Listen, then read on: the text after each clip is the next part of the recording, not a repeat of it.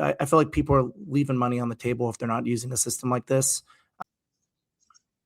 Well, it sounds like people are leaving a lot of revenue on the table if they're not using your platform. So, so you can go to YourICP.com to learn more about our products and obviously our services. Or if you want to go to the app, so it's app.youricp.com. It's a self-service platform. You actually go there and conduct a free data hygiene analysis that'll actually enable you to say, hey, whether it's let me take a look at a subset of data that I have within my CRM, or I'm testing out a new data source before I go and upload that into my CRM.